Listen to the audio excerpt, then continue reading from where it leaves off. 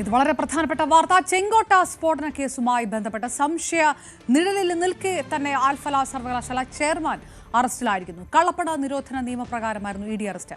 University grants കമ്മീഷന്റെയും national assessment accreditation കൗൺസിലിന്റെയും പരാതിയുടെ അടിസ്ഥാനത്തിലായിരുന്നു നടപടി. അഭിലാഷ് രാധാകൃഷ്ണൻ ചേരുന്നു. അഭിലാഷ്, ഡൽഹി സ്ഫോടനവുമായി ബന്ധപ്പെട്ട് ഈ വൈറ്റ് കോളർ മോഡ്യൂളുമായി ബന്ധപ്പെട്ട അൽഫല യൂണിവേഴ്സിറ്റിയിൽ വളരെ ആഴത്തിൽ പിടിമുറുക്കിയിട്ടുണ്ട് എന്നുള്ള നിഗമനങ്ങൾക്കിടെ, അങ്ങനെയുള്ള അഭ്യൂഹങ്ങൾക്കിടയിൽ കൂടി നടക്കുന്ന അറസ്റ്റാണ്. അത് ഈ നാക്കിൻ്റെ അടക്കമുള്ള പരാതിയുടെ അപ്പുറത്തേക്ക് കൂടി അത് കാണേണ്ട സാഹചര്യമുണ്ടോ? ഏത് തരത്തിൽ യൂണിവേഴ്സിറ്റിയുടെ തന്നെ പ്രവർത്തനം സ്തംഭിക്കുന്ന രീതിയിലേക്ക് കാര്യങ്ങൾ എങ്ങനെയാണ് പോയി?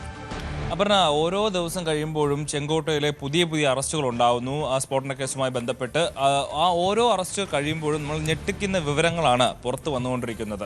ഇന്നലെ ഒരു ജാസിർ അഹമ്മദ് ബിലാൽ എന്ന് പറയുന്ന ആൾ പിടിയിലായതോടു കൂടിയിട്ടാണ് ഇവിടെ ഒരു ഡ്രോൺ ആക്രമണങ്ങളടക്കം ഇന്ത്യയിൽ ഇവർ പദ്ധതിയിട്ടിരുന്നു എന്നുള്ള വിവരങ്ങൾ പുറത്തു വന്നത്. അതിന് പിന്നാലെ ഈ അൽഫല കോളേജിലെ, ഫരീദാബാദിലെ അൽഫല യൂണിവേഴ്സിറ്റിയിലെ ചാൻസലർ കൂടി ഇന്നലെ വൈകുന്നേരത്തോടു കൂടി ഇഡിയുടെ കസ്റ്റഡിയിലായതോടെ പുതിയ വിവരങ്ങൾ, അതായത് നമ്മൾ ആശങ്കപ്പെടുത്തുന്ന ഗുരുതരമായിട്ടുള്ള വിവരങ്ങൾ പുറത്തു വരുന്നുണ്ട്. ഈ ചാൻസലറായിട്ടുള്ള ജവാദ് അഹമ്മദ് സിദ്ദിഖി എന്ന് പറയുന്ന ഇയാൾ പിടിയിലാകുമ്പോൾ ഇയാളുടെ കയ്യിൽ നിന്ന് 48 ലക്ഷം രൂപ പണമായി പിടികൂടി എന്നുള്ളതാണ് ഏറ്റവും പ്രധാനപ്പെട്ട വിവരം. മാത്രമല്ല, NAAC അക്രഡിറ്റേഷൻ ഇല്ലാത്ത ഒരു കോളേജിൽ ഇവരെങ്ങനെ വെബ്സൈറ്റിൽ ആ അക്രഡിറ്റേഷൻ ഉണ്ട് എന്നുള്ള കള്ള വിവരങ്ങൾ പ്രചരിപ്പിച്ചു. അതുപോലെ മണി ലോണ്ടറിംഗ്, കള്ളപ്പണം വെളുപ്പിക്കൽ തുടങ്ങിയിട്ടുള്ള കാര്യങ്ങൾ ഇയാൾ നടത്തിയിട്ടുള്ളതിൻ്റെ തെളിവുകൾ കൂടി ഇഡി ഇന്നലെ റെയ്ഡിൽ പിടിച്ചെടുത്തിരിക്കുന്നു. അതായത് ആയിരക്കണക്കിന് വിദ്യാർത്ഥികൾ പഠിക്കുന്ന, നൂറുകണക്കിന് അധ്യാപകരോ സ്റ്റാഫുകളോ ഉള്ള ഒരു യൂണിവേഴ്സിറ്റിയുടെ ചാൻസലറായിട്ടുള്ള അയാളുടെ കയ്യിൽ നിന്ന് 48 ലക്ഷം രൂപ പിടിക്കുന്നു എന്ന് പറയുന്നത് ചെറിയ കാര്യമല്ല. കാരണം ഇപ്പോഴത്തെ ഒരു സാഹചര്യം എന്ന് പറയുന്നത്, ഈ യൂണിവേഴ്സിറ്റിയുടെ പരിസരത്ത് വെച്ച്, ഇതിനകത്ത് വെച്ച്, ഇവിടുത്തെ മെൻസ് ഹോസ്റ്റൽ വെച്ചിട്ടാണ് ചെങ്കോട്ടയിൽ നടന്ന സ്ഫോടനത്തിൻ്റെ സൂത്രധാരന്മാർ പദ്ധതികൾ ആവിഷ്കരിച്ചിരുന്നത്. ഇവിടെ വെച്ചാണ് അവർ മീറ്റ് ചെയ്തിരുന്നത്. അപ്പോൾ ഇതിനുള്ള സൗകര്യങ്ങൾ ഈ കോളേജിൻ്റെ ട്രസ്റ്റികൾ ചേർന്ന് അല്ലെങ്കിൽ ബോർഡ് ചേർന്നാണോ ഒരുക്കി കൊടുത്തത് എന്നുള്ള ഒരു പ്രധാനപ്പെട്ട ഒരു ചോദ്യം ഉയർത്തുന്നതാണ് ഇപ്പോൾ ഈ ജവാദ് അഹമ്മദ് സിദ്ദിഖിയുടെ അറസ്റ്റ് നമ്മൾ സൂചിപ്പിക്കുന്നത്. മാത്രമല്ല, ഇയാളുടെ കയ്യിൽ നിന്ന് പിടിച്ച പണം, അതിൻ്റെ സോഴ്സ് എവിടെ നിന്നാണ് എന്നുള്ള ഒരു പ്രധാനപ്പെട്ട ചോദ്യം വരുന്നുണ്ട്. കാരണം ഈ ഉമറുൻ നബി, ചാവേർ ആക്രമണത്തിൽ സ്വയം പൊട്ടിത്തെറിച്ച ഉമറുൻ നബിയുടെ കയ്യിൽ ഏതാണ്ട് 20 ലക്ഷത്തോളം രൂപ ഉണ്ടായിരുന്നു എന്നുള്ളതാണ് വിവരം. ആ പണവും ഈ 48 ലക്ഷവും തമ്മിൽ എന്തെങ്കിലും ബന്ധമുണ്ടോ, ഇത് രണ്ടും വന്നത് ഒരേ സോഴ്സിൽ നിന്നാണോ തുടങ്ങിയിട്ടുള്ള കാര്യങ്ങൾ ഇനിയാണ് പുറത്തു വരാനുള്ളത്.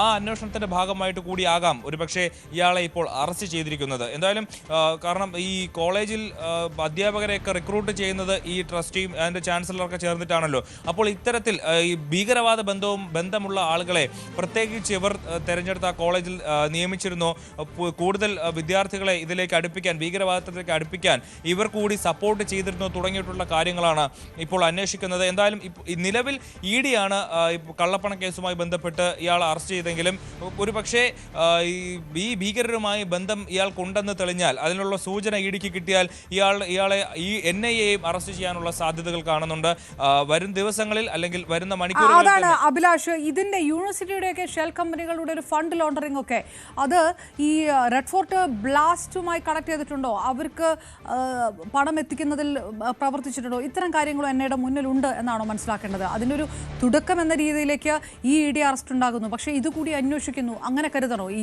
നിമിഷത്തിൽ? അങ്ങനെ തന്നെ കരുതണം. കാരണം ഈ 95 കാലം മുതൽ ഈ കോളേജിന്റെ ട്രസ്റ്റി ആയിട്ട് ഈ ജവാദ് അഹമ്മദ് സിദ്ദിഖി ഉണ്ട്. കഴിഞ്ഞ ഈ കാലഘട്ടങ്ങളിലെല്ലാം ഈ കോളേജിന്റെ വരുമാനവും കോളേജിൽ നിന്ന് ലഭിക്കുന്ന വരുമാനവും അതിൻ്റെ ഇതുവരെയുള്ള വളർച്ചയും തമ്മിൽ വലിയ വ്യത്യാസങ്ങളുണ്ട്. അതായത് ആ കോളേജിന് എത്രത്തോളമാണോ വരുമാനം സ്വാഭാവികമായിട്ടും ലഭിക്കേണ്ടത്, അതിലുപരിയുള്ള വളർച്ച ആ കോളേജിന്, ആ യൂണിവേഴ്സിറ്റിക്ക് ഉണ്ടായിട്ടുണ്ട് എന്നുള്ളതാണ് ഇഡിയുടെ കണ്ടെത്തൽ. അതെങ്ങനെ വന്നു, അതിൻ്റെ സോഴ്സ് എന്താണ് എന്നുള്ളൊരു അന്വേഷണത്തിലേക്ക് കൂടി ഇപ്പോൾ ഇഡി കടക്കുന്നുണ്ട്. ഈ നിലവിൽ ഇഡി കള്ളപ്പണ കേസുമായി ബന്ധപ്പെട്ടാണ് കേസെടുത്തിരിക്കുന്നതെങ്കിലും ഒരുപക്ഷെ ഇയാളുടെ ഈ വളർച്ചയിൽ, അതായത് സാമ്പത്തികമായ സ്രോതസ്സിൽ മറ്റേതെങ്കിലും രീതിയിലുള്ള സ്രോതസ്സാണ് ഇയാൾക്ക് സാമ്പത്തികം വരുന്നതെങ്കിൽ അത് ഒരുപക്ഷെ NIAയിലേക്ക് കടക്കാനും ഈ ചെങ്കോട്ട സ്ഫോടനം സ്ഫോടനവുമായി ബന്ധപ്പെട്ട് ഇത് തമ്മിൽ ലിങ്ക് കണ്ടെത്താനുമുള്ള ഒരു സാധ്യത കാണുന്നുണ്ട്. ഈ ചാൻസലർ അറസ്റ്റിലായ സ്ഥിതിക്ക് ഒരുപക്ഷെ ആ ട്രസ്റ്റിലെ മറ്റുള്ളവർ കൂടി ഇപ്പോൾ തന്നെ സംശയനിഴലായിട്ടുണ്ടാവും. ഒരുപക്ഷെ വരും ദിവസങ്ങളിലും ഈ ഫരീദാബാദിലെ ഈ കോളേജിലും ഇയാളുടെ വസതിയിലും മറ്റ് സ്ഥാപനങ്ങളിലുമൊക്കെ അന്വേഷണങ്ങളും റെയ്ഡുകളും ഉണ്ടാവാനുള്ള ഒരു സാധ്യതയുണ്ട്. അതായത് ഒരു സ്ഫോടനത്തിന് പിന്നാലെ ഒരു യൂണിവേഴ്സിറ്റി മുഴുവൻ കരിനിഴലിലാകുന്ന ഒരു സാഹചര്യത്തിലേക്ക് കിടക്കുന്നു. അത് ഗുരുതരമായ സാഹചര്യമാണ്. അവിടെ അഭിലാഷ് അത് തന്നെ അവിടെയുള്ള യൂണിവേഴ്സിറ്റിയിലെ പ്രത്യേകിച്ച് കാശ്മീരി വിദ്യാർത്ഥികളുടെ റെന്റഡ് സ്ഥലങ്ങളിലൊക്കെയുള്ള റെയ്ഡുകൾ അത് തുടരുകയായിരുന്നു. പ്രത്യേകിച്ച് അറസ്റ്റുകൾ രേഖപ്പെടുത്തുന്നില്ലെങ്കിലും അത് ഇനിയും തുടരും ഈ സാഹചര്യത്തിൽ എന്നുകൂടി വേണം മനസ്സിലാക്കാൻ. അതെ, തീർച്ചയായിട്ടും. കാരണം നവംബർ 11 മുതൽ തന്നെ 10 രാത്രി സ്ഫോടനം നടക്കുന്നു. തൊട്ടടുത്ത ദിവസം മുതൽ തന്നെ ഈ പ്രദേശത്ത് ഫരീദാബാദിലെ കോളേജിലും അതുമായി ചുറ്റുപെട്ട് കിടക്കുന്ന ഇവർ താമസിച്ചിരുന്ന സ്ഥലങ്ങളിലെല്ലാം റെയ്ഡ് നടക്കുകയായിരുന്നു. ആ റെയ്ഡ് വിവിധ ഏജൻസികൾ NIA നടത്തി, പോലീസ് നടത്തി, ഇപ്പോൾ ED നടത്തുന്നു. അങ്ങനെ വിവിധ ഏജൻസികൾ ഓരോ ദിവസവും മാറി മാറി പരിശോധനകൾ നടത്തിക്കൊണ്ടിരിക്കുകയാണ്. ആ പരിശോധനകളുടെ ഫലമായിട്ട് പുതിയ ആൾക്കാർ അറസ്റ്റിലാവുന്നു എന്നുള്ളതാണ് ഏറ്റവും പ്രധാനപ്പെട്ട വിവരം. ഈ ഓരോരുത്തർ അറസ്റ്റിലാവുമ്പോഴും ചെയിൻ പോലെ, ഈ മണി ചെയിനൊക്കെ പോലെ ഒരാളുടെ താഴെ 2 പേർ, 2 പേരുടെ താഴെ 4 പേർ എന്നുള്ളത് പോലെ ഇവരെ ഓരോരുത്തരെ പിടിക്കുമ്പോഴും അയാളുമായി ലിങ്ക് ചെയ്തിട്ടുള്ള പുതിയ ആൾക്കാരെ പിടിക്കാൻ അന്വേഷണ സംഘത്തിന് കഴിയുന്നുണ്ട്. അത് ഒരു തരത്തിൽ നമുക്ക് ആശ്വാസമാണ്. മറ്റൊരു തരത്തിൽ നമ്മൾ ഇതിൻ്റെ ഒരു ഡെപ്ത് എന്താണെന്നുള്ള ഒരു വിവരം കൂടി പുറത്തു വരുന്നുണ്ട്. കാരണം വലിയ രീതിയിൽ ആഴത്തിലേക്ക് ആളുകളിലേക്ക് ഈ ഭീകരവാദ പ്രവർത്തനം രാജ്യത്ത് വിപുലീകരിച്ചിരിക്കുന്നു എന്നുള്ളതാണ് ഏറ്റവും പ്രധാനപ്പെട്ട കാര്യം. അതിന് ഈ സംഘങ്ങൾക്ക് കഴിഞ്ഞു എന്നുള്ളതാണ് ആശങ്കപ്പെടുത്തുന്ന കാര്യം. അതെന്തുകൊണ്ട് നമ്മുടെ ഇന്റലിജൻസ് ഏജൻസികൾക്ക് ഇത് നേരത്തെ കണ്ടുപിടിക്കാൻ കഴിഞ്ഞില്ല എന്നുള്ളൊരു ചോദ്യം പ്രധാനമായി ഉയർന്നു നിൽക്കുന്നതാണ്. കാരണം ഈ രാജ്യത്ത് 2020 മുതൽ ഈ ഉമർ നബിയും സംഘവും ഭീകരവാദ പ്രവർത്തനങ്ങൾക്ക് വേണ്ടിയിട്ട് പദ്ധതികൾ ഇട്ടിരുന്നു എന്നുള്ളതാണ്. അനന്തനാഗിലെ ഗവൺമെന്റ് മെഡിക്കൽ കോളേജിൽ വർക്ക് ചെയ്യുന്ന സമയത്ത് തന്നെ ഇവരെല്ലാം ഒരുമിച്ചുണ്ടായിരുന്നു എന്നുള്ള വിവരങ്ങൾ പുറത്തു വരുന്നുണ്ട്. അങ്ങനെയാണെങ്കിൽ ഇത്രയും നാളായിട്ടും ഇവരുടെ പദ്ധതികൾ എന്തുകൊണ്ട് കണ്ടെത്താൻ കഴിഞ്ഞില്ല എന്നുള്ള ഒരു പ്രധാനപ്പെട്ട ചോദ്യം ഇപ്പോൾ അന്വേഷണ സംഘത്തിനും അതുപോലെ കേന്ദ്ര സർക്കാരിന് മുന്നിൽ നിൽക്കുന്നു. അതുകൊണ്ട് തന്നെ ഇതിൽ കൂടുതൽ അറസ്റ്റുകൾ എന്തായാലും ഉണ്ടാവും. കൂടുതൽ ആളുകളിലേക്ക് ഇതെത്തും. ഇതിൻ്റെ ഏറ്റവും അടിവേര് വരെ തോണ്ടി ഇതിൻ്റെ എന്താണ് ഇവരുടെ പദ്ധതിയെന്നും ആരാണ് ഇവരുടെ ഫണ്ടിംഗ് എന്നും അത് കണ്ടെത്തി അതിനെ നശിപ്പിക്കാനുള്ള ശ്രമങ്ങൾ ഇന്ത്യയുടെ ഭാഗത്ത് നിന്ന്, കേന്ദ്ര ഏജൻസികളുടെ ഭാഗത്തു നിന്ന് തീർച്ചയായിട്ടും ഉണ്ടാകും. മാത്രമല്ല ജെയ്ഷെ മുഹമ്മദുമായിട്ടുള്ളൊരു കണക്ഷൻ ആദ്യ ദിവസങ്ങളിൽ തന്നെ, ഈ സ്ഫോടനം കഴിഞ്ഞ ആദ്യ ദിവസങ്ങളിൽ തന്നെ പുറത്തു വന്നിരുന്നതാണ്.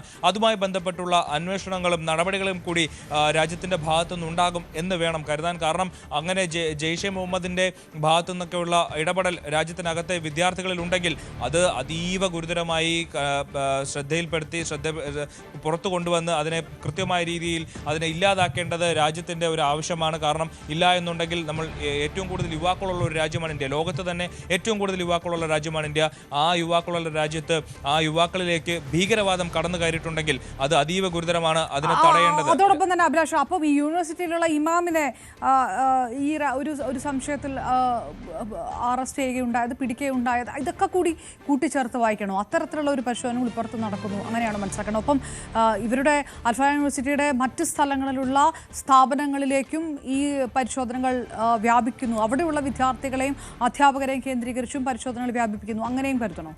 ഈ ഫരീദാബാദിലെ യൂണിവേഴ്സിറ്റിയുമായി ബന്ധപ്പെട്ട് നമ്മൾ ഏറ്റവും ആശങ്കപ്പെടുത്തുന്ന കാര്യം, ഈ യൂണിവേഴ്സിറ്റിയുമായി പ്രവർത്തിക്കുന്ന അതിൻ്റെ തൊട്ടടുത്തുള്ള പള്ളിയിലെ ഇമാമിനെ പിടിക്കുന്നു, അവിടുത്തെ വിദ്യാർത്ഥികളെ പിടിക്കുന്നു, അവിടുത്തെ അധ്യാപകരെ പിടിക്കുന്നു, ഡോക്ടർമാരെ പിടിക്കുന്നു, ഇപ്പോൾ അവിടുത്തെ ചാൻസലറെ കൂടി അറസ്റ്റ് ചെയ്തിരിക്കുന്നു. അതായത് ഒരു യൂണിവേഴ്സിറ്റിയിലെ അവിടുത്തെ ഒരു നഴ്സിനെ അറസ്റ്റ് ചെയ്തിരിക്കുന്നു. അങ്ങനെ ഒരു യൂണിവേഴ്സിറ്റിയുമായി ബന്ധപ്പെട്ട് കിടക്കുന്ന എല്ലാ വിഭാഗങ്ങളിലെയും ആളുകളെ ഒരു സ്ഫോടന കേസുമായി ബന്ധപ്പെട്ട് പിടിക്കുകയാണ്. അതിൻ്റെ ഏറ്റവും ഉയർന്ന തലത്തിലുള്ള ചാൻസലർ മുതൽ ഏറ്റവും താഴെയുള്ള ഒരു നഴ്സിനെ വരെ അവിടെ പോലീസ് കസ്റ്റഡിയിലെടുക്കുന്ന ഒരു സാഹചര്യം ഉണ്ടാകുന്നത് അതിനിർണായകവും അതുപോലെ തന്നെ ഗുരുതരവുമായിട്ടുള്ള കാര്യങ്ങളാണ്. താഴെത്തട്ട് മുതൽ മുകൾ തട്ട് വരെയുള്ള ആളുകളിലേക്ക് ആ യൂണിവേഴ്സിറ്റിയുമായി ബന്ധപ്പെട്ട് പ്രവർത്തുന്ന ആളുകളിൽ ഭീകരവാദം കേന്ദ്രീകരിക്കപ്പെടുന്നു എന്നുള്ളത് ഏറെ ആശങ്കപ്പെടുത്തുന്നതാണ്. മാത്രമല്ല ഒരു വൈദികനായിട്ടുള്ള പള്ളിയിലെ ഇമാമിനെ കൂടി, അയാളാണ് ഇതിൽ ഏറ്റവും പ്രധാനപ്പെട്ട കണ്ണി എന്നുള്ളതാണ്. അതായത് ഈ ഭീകരവാദവുമായി ബന്ധപ്പെട്ട് പ്രവർത്തിക്കുന്ന ഡോക്ടർമാരെ എല്ലാവരും ഒരുമിച്ച് ചേർത്തത് ഈ ഒരു ചെങ്കോട്ട സ്ഫോടനം എന്നല്ല, പകരം രാജ്യത്തിനകത്ത് എന്തെങ്കിലും ഒരു പ്രശ്നം നടത്താനും അതുമായി ബന്ധപ്പെട്ട് ഒരുമിച്ച് പ്രവർത്തിക്കാനും ഇവരെ ഒരു കണ്ണിയായി ചേർത്തത് ഈ ഇമാമായിട്ടുള്ള ഇർഫാൻ അഹമ്മദ് ആണെന്നുള്ള വിവരങ്ങളാണ് ആദ്യ ദിവസങ്ങളിൽ തന്നെ പുറത്തു വന്നത്. അയാളാണ് ഇവരെല്ലാം ഒരുമിച്ച് കൊണ്ടുവന്നതെന്നുള്ള വിവരങ്ങൾ പുറത്തു വന്നു.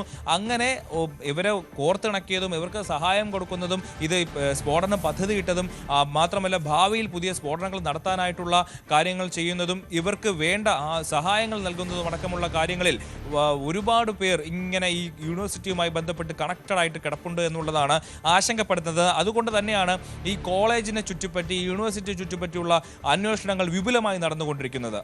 അപർണ. റൈറ്റ്, അഭിലാഷ് രാധാകൃഷ്ണൻ. ഏതായാലും സംശയ നിഴലിൽ നിൽക്കെ അൽഫ്ര യൂണിവേഴ്സിറ്റിയുടെ ചെയർമാൻ സ്ഥാപകനും തന്നെ അറസ്റ്റിലായിരിക്കുന്നത്. അത് ED കേസിലാണെങ്കിൽ പോലും വളരെ പ്രധാനപ്പെട്ട അന്വേഷണങ്ങൾ മറുവശത്ത് നടക്കുന്നുണ്ട് എന്നുള്ളൊരു സൂചനകൾ കൂടി പുറത്തു വരികയാണ്. അതുകൊണ്ട് തന്നെ ഉറ്റുനോക്കുകയാണ് ഏത് തരത്തിലേക്കാണ് അറസ്റ്റും അന്വേഷണവും നടക്കുന്നത് എന്നുള്ളത്.